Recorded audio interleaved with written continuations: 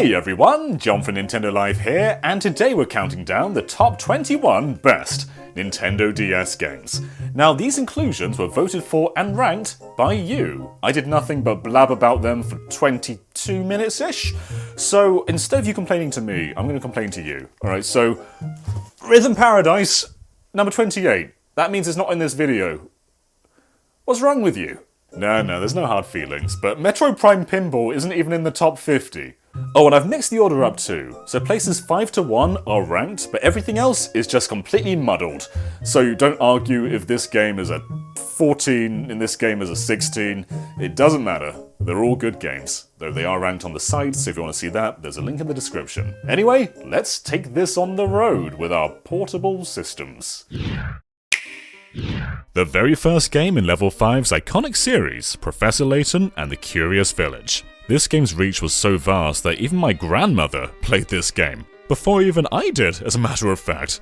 It kicks off something of a trend for this list in that the majority of entries aren't developed by Nintendo. Third parties ran rampant on this system with ideas we simply didn't get on prior handhelds or even consoles. And so the Layton series was very much a point-and-click adventure, something we'd usually see on PC. But what brought this into the limelight was the charming story and very clever puzzles. It was an easy one to market to non-gamers just by showing them the variety of puzzles. You've got all sorts from mind games to memory games to maths, and the DS was full of games just like that, but very few of them tied them together in such an elaborate and endearing way. As soon as Layton and Luke appear on screen, it's clear that there's something special about these two. All these threads just worked together and gave us a series that's probably far bigger than Level 5 expected it to be. Multiple sequels and spin-offs and collaborations, but even with all that expansion, the very first game still remains one of the finest entries in the entire series. Dragon Quest IX was a big deal. At the time, Square were flooding the PSP and DS with remakes and spin-offs of Final Fantasy and Dragon Quest, and that was great, but it was rarely something new. So while the DS versions of Dragon Quest IV and V and VI are some of the best games in their genre, they're definitely rooted in their era, whereas Dragon Quest IX is something entirely new. For the first time in the series, random encounters were gone. 8 would get this later in the 3DS version, and of course 11 had that too, but overworld encounters debuted on the Nintendo DS. This game was pushing the series' innovation, and not only that, but there was multiplayer too. You could bring your party members into a friend's game and play with them, and vice versa. There was even a precursor to Street Pass. Though this did come at the expense of individual character. Because it's kind of built around multiplayer, all of your party members are just shells. You can customize their classes and what they wear, but they aren't really characters. So 9 does lack some of that Dragon Quest flavor, but what it falls short in, it more than makes up for with what it does right. It's one of the most beautiful games on the entire system too. Like, comparing this to something like Pokémon makes Pokémon look really basic. It's not my favorite Dragon Quest on DS, that might be coming up later, but it was something very special. Mario & Luigi Bowser's Inside Story might just be the best Mario RPG. We actually gave it a 10 out of 10 in our review, like big praise here. So the story's basically a mysterious guy's been selling the Toads a bunch of dodgy mushrooms, and yes, that is actually the story, and they've all been bloating up. When Bowser gets one of these mushrooms, he starts inhaling everything, including Mario, Luigi, and Peach.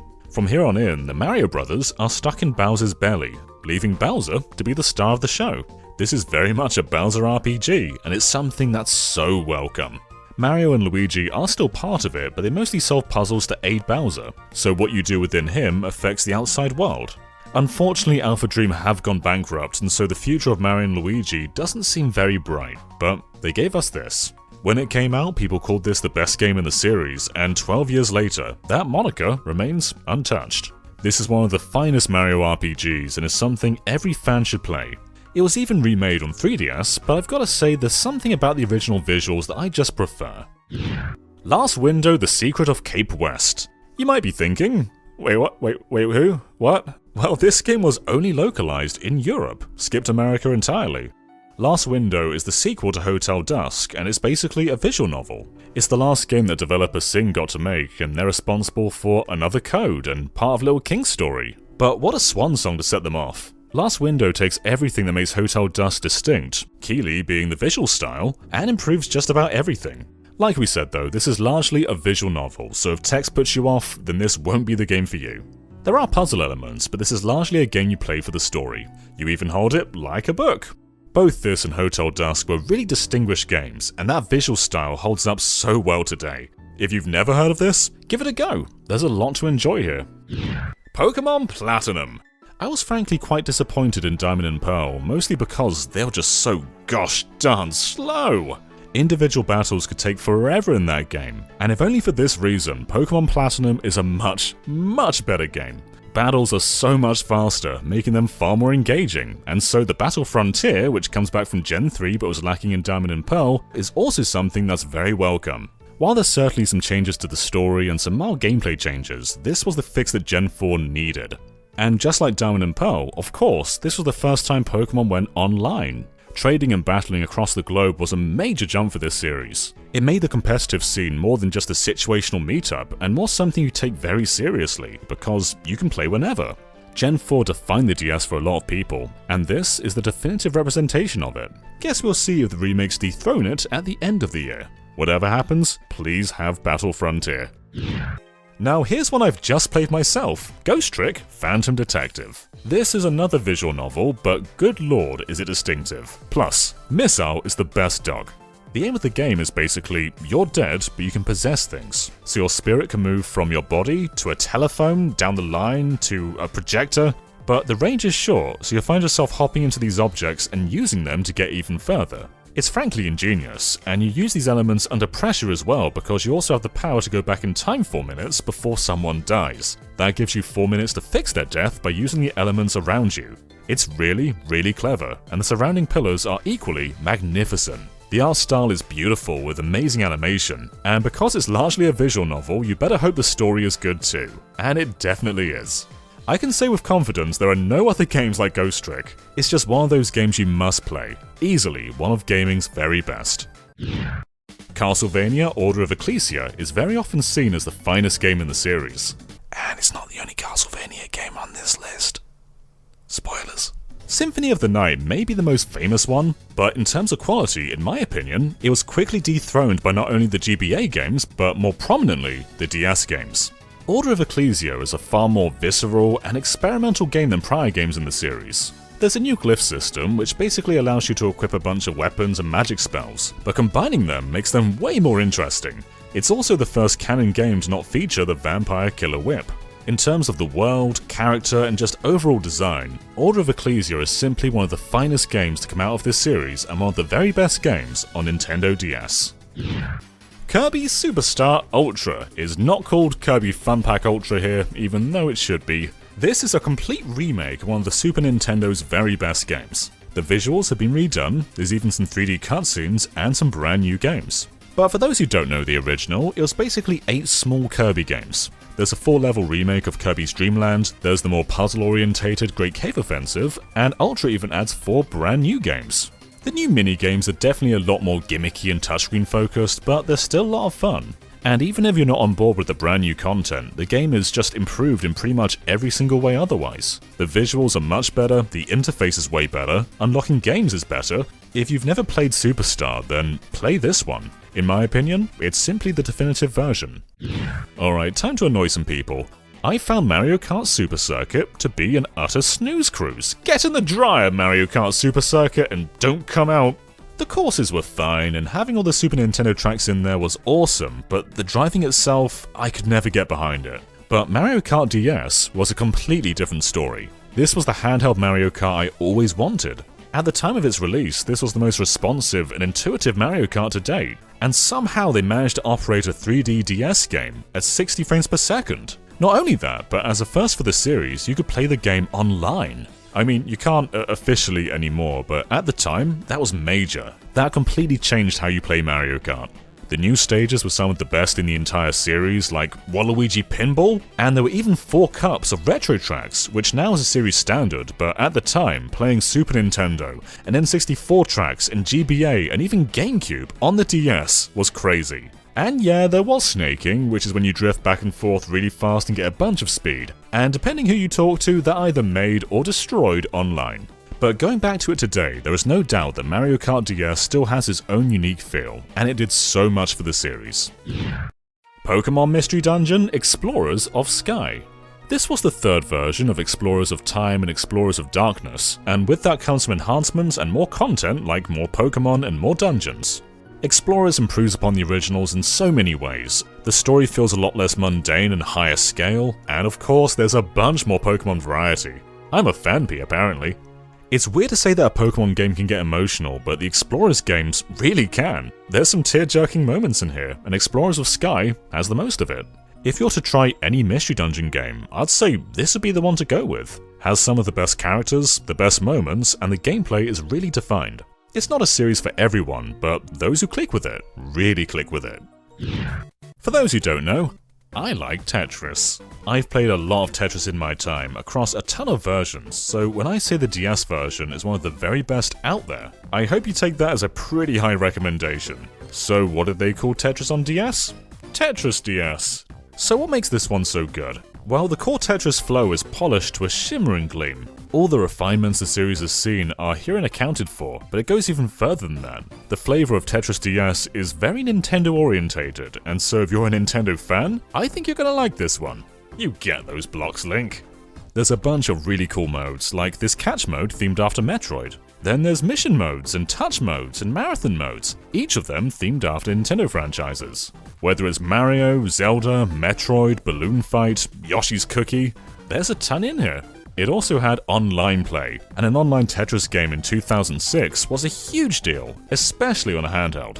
For years, this was the go-to competitive Tetris game, and even in the modern day with online officially offline, and the core Tetris community moving on to games like 99 and Puyo Puyo Tetris, there's still value here. You can even play 10-player via download play. That's amazing!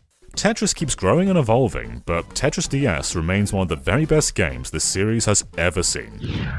9 hours, 9 persons, 9 doors. 999 is often heralded as one of the very best visual novels ever made. And while its sequel, Virtual's Last Reward, does improve upon the gameplay in some aspects, the story in 999 is video game storytelling at its very best. To not spoil anything, you wake up on a cruise ship with no memory of how you got there. There's a watch on your wrist with a number on, and a number on your door. The core gameplay is about escaping these rooms and finding the 9th room. The playable sections are quite simple. You look around a room and find clues and things you can use, but the way it's married with the story works so well. 999 has some of the best writing and characters in this medium, and while games like Danganronpa would touch upon similar premises, 999 did it first by an entire year. Do not sleep on this one. You knew this would be on here. It's Phoenix Wright Ace Attorney. It's hard to remember a time this game wasn't part of gaming culture, yelling, "Objection!" It's simply one of the most iconic franchises in this medium. And interestingly, in Japan, this started on the Game Boy Advance, the entire trilogy did. We'd later get the individual installments on Nintendo DS, and it feels right at home here. I've talked about this genre a lot in this video, but Phoenix Wright is yet another visual novel. The gameplay is about finding contradictions in statements, and for the most part, it's all about the story. Phoenix Wright is pulled through by its amazing characters and fantastic writing. As soon as it starts, it's clear there's a lot of charm in here. So much so that the core gameplay doesn't really change in this trilogy. They all follow the same mold, and what a fantastic mold it is. Now, of course, this series consists of a lot more entries now, and it's not just that this game did it first. This still has one of the freshest and most compelling narratives in the series. Even though the series is nearly 20 years old, this hasn't aged a day. It's been re-released on dozens of platforms, but in my opinion, the DS version still reigns supreme. I much prefer the more rugged visuals, and this interface works so well for this series. But I guess the real question is, can it be topped? We might get the answer to that soon. Castlevania Dawn of Sorrow, which I've just realized is Castlevania DS. Nice. On DS, there were 3 fantastic Castlevania games to choose from. You can't really go wrong with any of them, but Dawn of Sorrow is definitely a good choice. This one's a sequel to the Game Boy Advance game Aria of Sorrow, and what made that one distinct is that it's set in the year 2035, which is the future, which most Castlevania games are not set in. That's weird, right? There's cars and things, and you'd think that wouldn't work, but surprisingly, it really does. It injects a lot of personality into these games and gives us a setting we hadn't really seen before. That's refreshing after so many games. Again, I believe these games far exceed Symphony of the Night, so if that's the only one you've played, then do yourself a favor and try the GBA and DS games.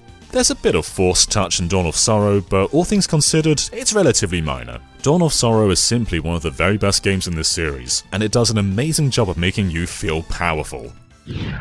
Professor Layton and the Unwound Future.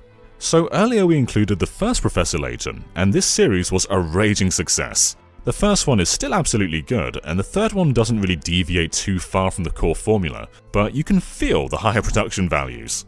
There's way more animated cutscenes and variety, and the story remains my favourite in the entire series. A scientist claims to have invented a time machine, but when he uses it, something goes very wrong. However, Luke gets a message from his future self, so could there really be time travel? It's a way more elaborate and compelling story than the prior games, and it also goes into Herschel's past as well. And to round off the DS trilogy, there's some of the best puzzles in the entire series.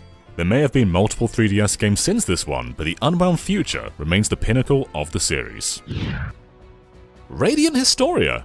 This one didn't release in Europe, but that didn't stop me, baby! This is an amazing turn-based RPG, and what makes it a bit more special is the grid system. So your skills can push the enemies further back on the grid, and the closer they are, the more damage they'll do. So you want to keep pushing them further and further back.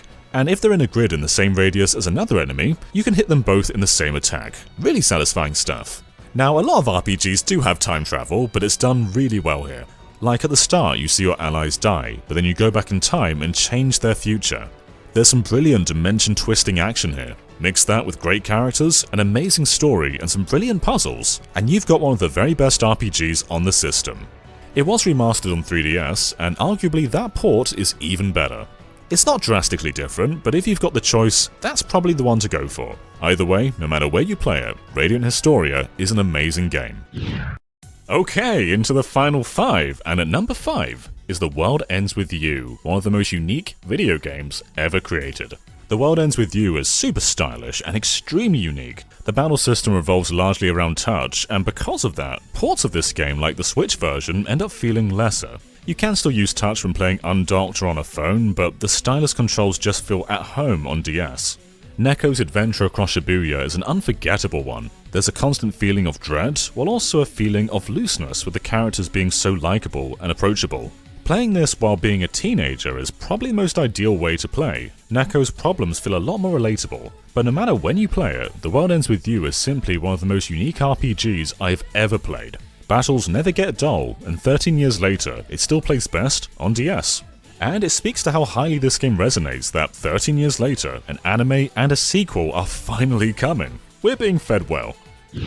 Number 4. Phoenix Wright Ace Attorney, Trials and Tribulations. This was meant to be the final Phoenix Wright game and closed off the trilogy. While the first game still holds up remarkably well and the sequel is definitely good, Trials and Tribulations holds up as not only the best game in the trilogy, but the best game in the series overall. It's a culmination of efforts, with characters across the trilogy coming back and exploring the past and present of the main characters. You even play as Mia. That makes it the best game by default. There's a trial where Nick is accused of murder. There's great stuff in here, and it was a brilliant send-off for a fantastic series. And even though it didn't really end, Trials and Tribulations doesn't feel lesser. You can still feel the weight of this game, and much like the first one, even though it was ported to WiiWare and Switch and PS4 and Xbox, it still plays best on Nintendo DS in my opinion. But the entire trilogy is a must-play. Number 3. Dragon Quest V Hands of the Heavenly Bride. I literally just finished this game, and I've gotta say, I think this is the best RPG ever. It's such a personal and touching story about family. You start off with you and your dad, but down the line you get a wife, and then your party members become you, your wife, and your children. It's something we don't really see in other games, but a family being the main characters is very relatable and touching. You can also recruit a bunch of monsters as well, and they're technically family too. This was the first localization of Dragon Quest V, originally being a Super Famicom game. It was then remade on PS2, and that's where a lot of this port originates from. It's a really cool mix of 2D and 3D. You're definitely on a 2D plane, but you can shift the camera around. Looks amazing. Speaking of looks, god, this game puts other DS RPGs to shame. I know I ragged on Pokémon with Dragon Quest IX, but let me do it again. So here's Pokémon Platinum, and now look at Dragon Quest V. There is so much more life in here. Now, Dragon Quest IX did push the series forward with a lack of random encounters, and while I love that, I really don't mind them here. The game still feels built around them, and I can admire that this was a Super Nintendo game originally. Dragon Quest V is simply a beautiful game. The Beautiful story, beautiful world, beautiful characters, everything shines. This is my favourite Dragon Quest and my personal favourite DS game, but there's still 2 more on this list. Number 2, Pokémon SoulSilver and Pokémon HeartGold. Gen 2 is often looked back on as the best Pokémon generation. My personal favourite is 5, but Gen 2 comes really close, and these are about the best remakes you could hope for. Originally being a Game Boy game, there was a lot to advance. Running shoes, for instance, that's a major difference. But SoulSilver and HeartGold were more than just simple recreations. They added back partner Pokémon from Pokémon Yellow, apart from instead of it just being Pikachu, it's every Pokémon. You can have Chikorita or Arceus. It felt like they did everything they could with these games. Not only was Gen 2 brought up to Gen 4 standards with more Pokémon, modern visuals, online, and amazing music, but it felt like a project of passion. The developers clearly loved Gen 2, and it shows. And again, I've got to highlight the music, it's absolutely beautiful. The game came with a Pokewalker 2, which is basically a pedometer, and this feature was kinda like Pokemon Go, only instead of hatching eggs, you're training your Pokemon. For some reason, despite selling around 13 million units, this game goes for a lot online now, especially with the Pokewalker. Despite that, this is still one of the very best games in the Pokemon series. So how do you top that? Number 1, Chrono Trigger. This was the very first time that Chrono Trigger came to Europe. We didn't get it on Super Nintendo, we didn't get it on PlayStation, but we finally received one of the very best games of all time on Nintendo DS, and this is still the best way to play it. This is the ultimate re-release in my opinion. It honours and respects the original game, hardly touching it, but enhancing it. The visuals look amazing on the small screen. The HUD is cleared and put on the bottom screen. There's more dialogue and a better localization. The menus are better. And then there's the new stuff. There's new dungeons and a battle arena and a brand new ending. Everything you loved about the original is all here. It's just bigger and better than ever. Chrono Trigger is a game that every single gamer should play. It's simply one of gaming's best. It's as important as Zelda and Mario and Metroid and so many more. You jump back and forth between the past and the present and the future to save the world, bringing party members with you from all sorts of eras, from a cavewoman to a frog to a princess to a robot. The battle system too hasn't aged a day. There's also a new PC version which launched in a rough state but was fixed in the end, but in my opinion the DS version still reigns supreme. If you've somehow never played this game, you must make it a priority. So, what do you guys think about these inclusions? It's kind of interesting to see a lack of Zelda and Mario and Metroid, especially as, in my opinion, let's get off the shelf, Zelda Spirit Tracks is a very underrated Zelda. But yeah, I didn't make the list, and you guys picked some great ones, like The World Ends With You. I knocked a bunch of games down, and I can't complain with Dragon Quest V or Chrono Trigger, so hats off to you! Let us know what you guys think in the comments below, and go to that subscribe button and rank it with 21 other subscribe buttons, and we'll see you next time. Bye everyone.